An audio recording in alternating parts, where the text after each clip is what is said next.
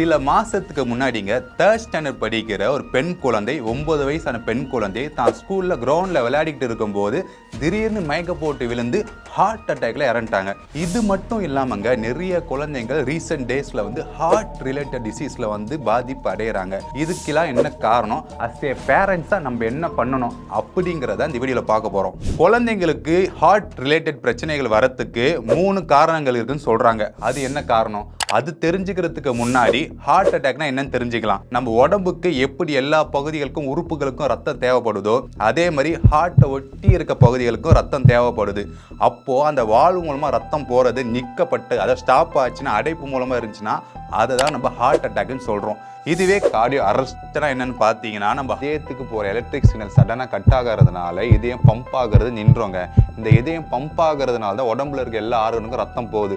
இப்போ இதயமே பம்ப் ஆகலைன்னா ஆர்கனுக்கு எதுக்கும் ரத்தம் போகாது.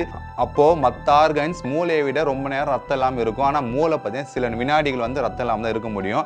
அதுக்குள்ளே சிபிஆர் பண்ண தெரிஞ்சவங்க இருந்தாங்கன்னா சிபிஆர் பண்ணி அவங்களை காப்பாற்றலாம். இதை தான் கார்டியோ அரெஸ்ட்னு சொல்கிறாங்க. இதுதாங்க ஹார்ட் அட்டாக், இதுதாங்க கார்டியோ அரெஸ்ட். நம்ம தெரிஞ்சுக்கிட்டோம். நெக்ஸ்ட் என்ன பார்க்க போகிறோம்னா, இந்த 3 விஷயம் சொன்னல ஹார்ட் அட்டாக் வரதுக்கு, குழந்தைங்களுக்கு ஹார்ட் ரிலேட்டட் பிரச்சனைகள் வரதுக்கு காரணம்னு. ஃபர்ஸ்ட் ரீசன் என்னன்னு பார்த்தீங்கன்னா கன்ஜெனிட்டல் ஹார்ட் டிஃபெக்ட்ஸுங்க. இது குழந்தைங்க பிறக்கும் போதே ஹார்ட்ல ஓட்டம் இருக்கும். இந்த வால்வ் இருக்கு பார்த்தீங்கன்னா, ரத்தம் போகிற வால்வ்ஸ்லாம் பார்த்தீங்கன்னா அது பிரச்சனை இருக்கும். வெசில்ஸ் அப்நார்மலாக இருக்கும். இந்த மாதிரிலாம் இருக்கிறது பார்த்தீங்கன்னா கன்ஜெனிட்டல் ஹார்ட் டிஃபெக்ட் அப்படின்னு சொல்லுவோம். இந்த ஹார்ட்ல ஓல் இருக்குதுன்றாங்களே, அதுனா என்னன்னு பார்த்தீங்கன்னா, இப்போ இதுதான் நம்மளுடைய ஹார்ட். இதை நம்ம 4ஆக பிரிக்கலாம். இப்படி நம்ம 4ஆக பிரிச்சுன்னு வச்சுக்கோங்களேன்.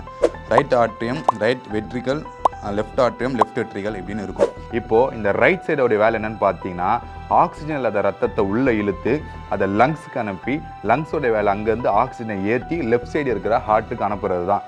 இப்போ இந்த இடத்துல இந்த ரத்தத்தை எடுத்ததுக்கப்புறம் அந்த வால்வு க்ளோஸ் ஆகணும். அந்த வால்வு க்ளோஸ் ஆகாதனால தான் நல்ல ரத்தமோ, அதாவது ஆக்சிஜன் இருக்கிற ரத்தமோ ஆக்சிஜன் இல்லாத ரத்தமோ ஒன்று சேருது.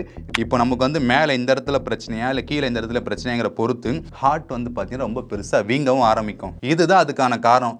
ஆரோக்கியமான வாழ்க்கைக்கு ஆராவில் ஹெல்த் மிக்ஸ்.